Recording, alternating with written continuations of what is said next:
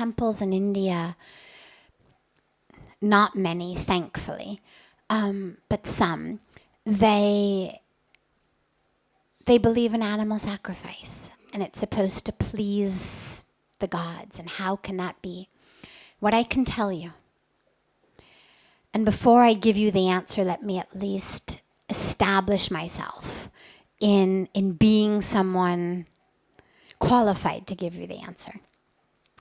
In the 22 years that I've lived in India, I have spent 22 years surrounded by the highest level religious leadership of this nation.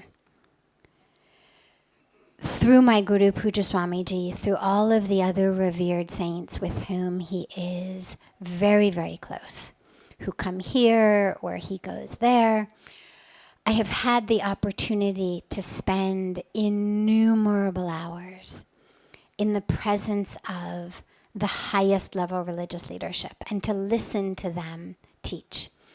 But aside from that, we also are the organization that brought out the 11-volume Encyclopedia of Hinduism, which was a project that was well underway by the time I came in. Puja Swamiji had started it in the late 1980s.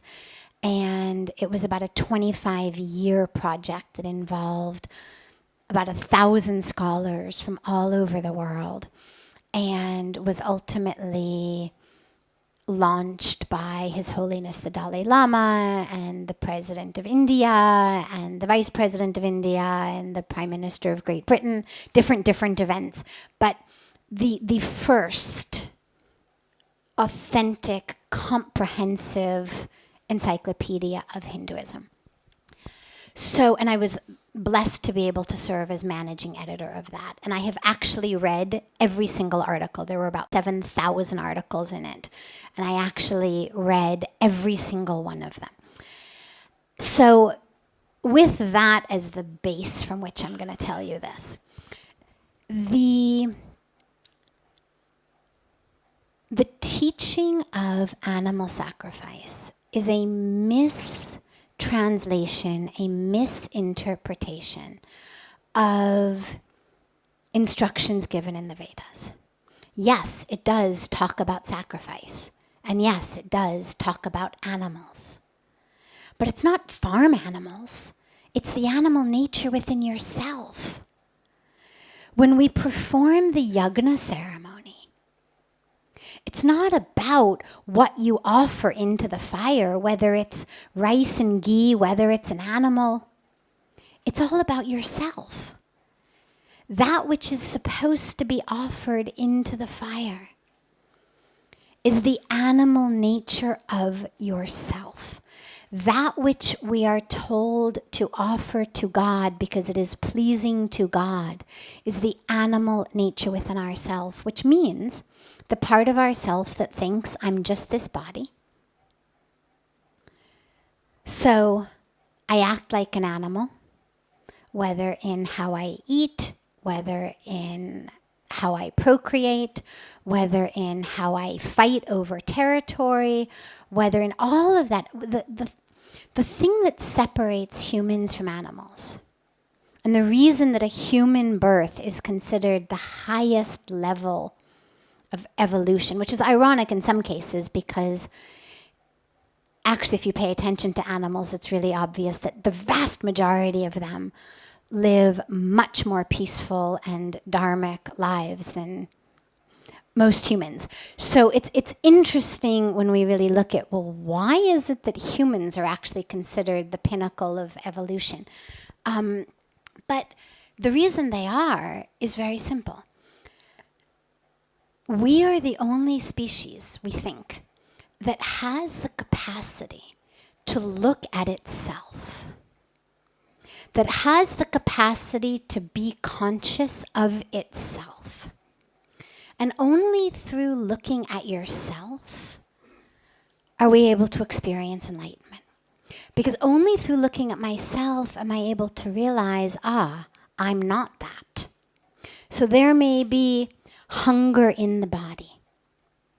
There may be lust in the body. There may be fatigue in the body. There may be anger in the body. Because remember, the brain is part of the body. So the fact that there's a pattern of chemical and electrical behavior that's taking place in certain parts of my brain with certain neurotransmitters that we can say, arousal. It's physical. But me being able to look at that and say, there is anger. There is hunger. There is fatigue. There is sex urge. There is greed. There is this, because all of these are taking place in my brain. And they're not taking place, in the ether. It's taking place in me. And if you ever doubt that, that it's chemical and electrical, take drugs. I mean, I'm not suggesting that you do. But the point is, what we know is that substances that you drink, that you swallow, change your emotions. This is why people become addicted to drugs. I'm angry, I'm upset, I'm restless, I'm frustrated, I drink this, I feel so much better. I swallow that, I feel so much better. So without going into the aspects of addiction, what we know is that which is going on in my brain is chemical and electrical. By introducing new chemicals that create new electrical patterns, I change how I feel. Okay? So that's physical. Now, if I'm simply acting out of it, stomach is hungry, I grab whatever's around me, I eat.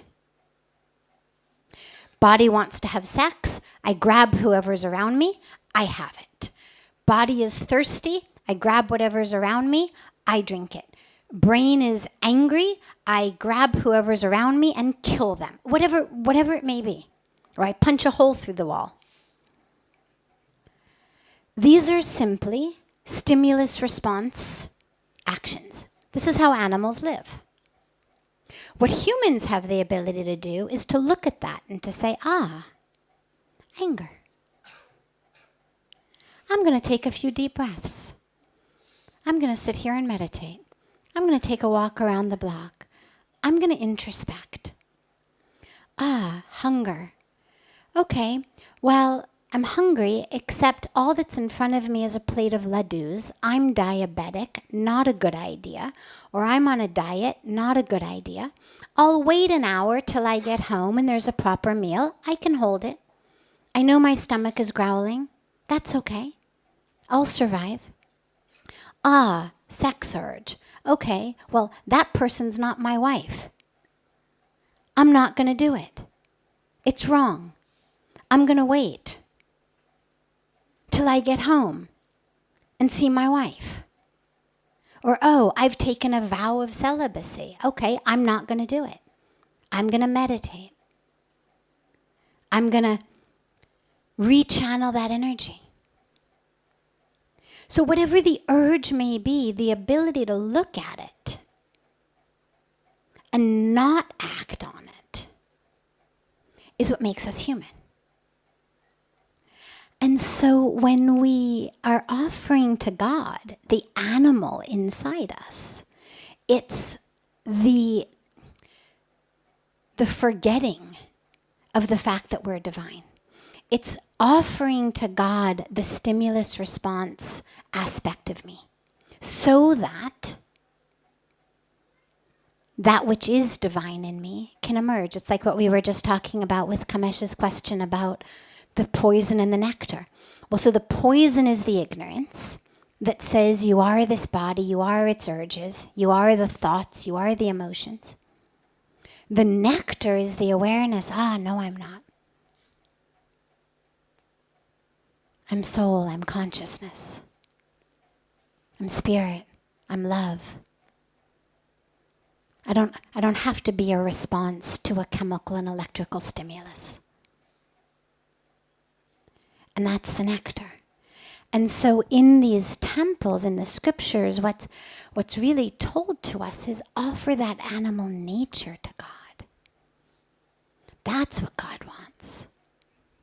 The word yagna, the fire ceremony we do, literally the Sanskrit word, the meaning of it is sacrifice.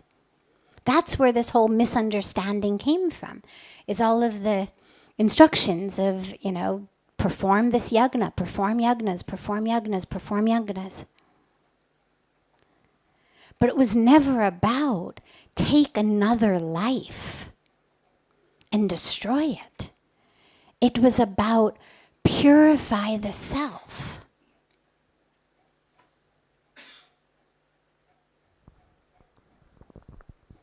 So that's the truth of the sacrifice. And I pray, and I really pray that eventually that teaching will spread more and more and more and more.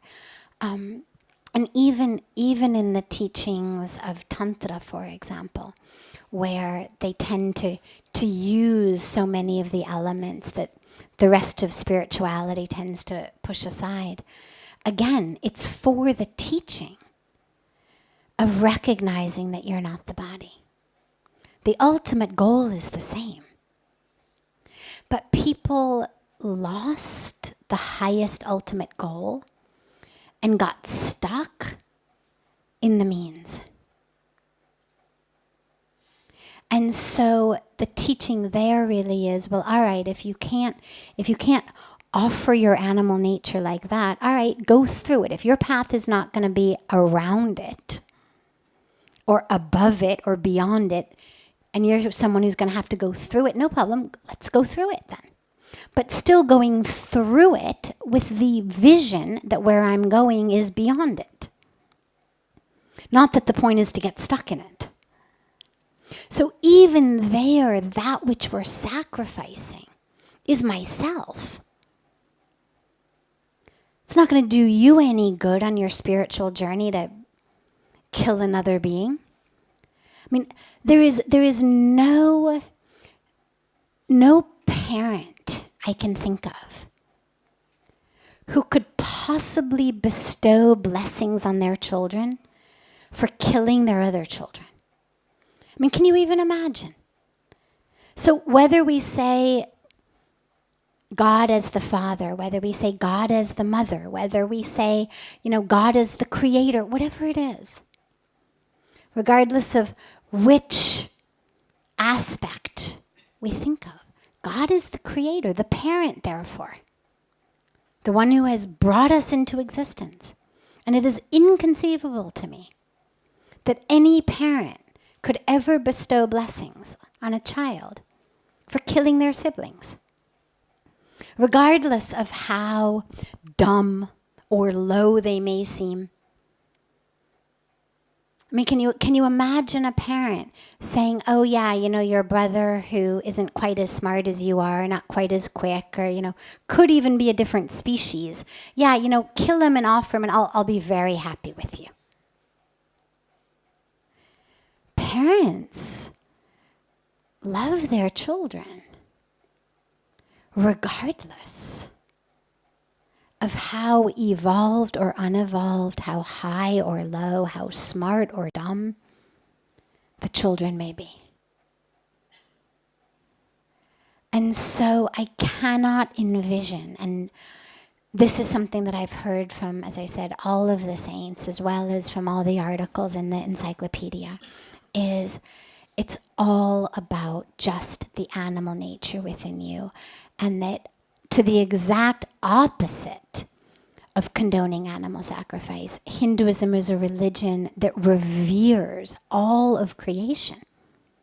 You're not even allowed to pluck the leaf of a tulsi plant without praying to it. We don't pluck flowers in the night because they could be sleeping. Really. This is why we don't pluck flowers in the night, is because they sleep. So now you imagine the same saints and sages who are so worried that we should not disturb the sleep of the flowers are going to tell you to go out and hack animals to death? It doesn't make any sense. It's a religion that is rooted in care for, reverence of, protection of all of creation. The human, the animal, the nature, the environment, the atmosphere, right? The Shanti Mantra, we are praying to the atmosphere. Yes, the animals, but not just the animals. All of the creation.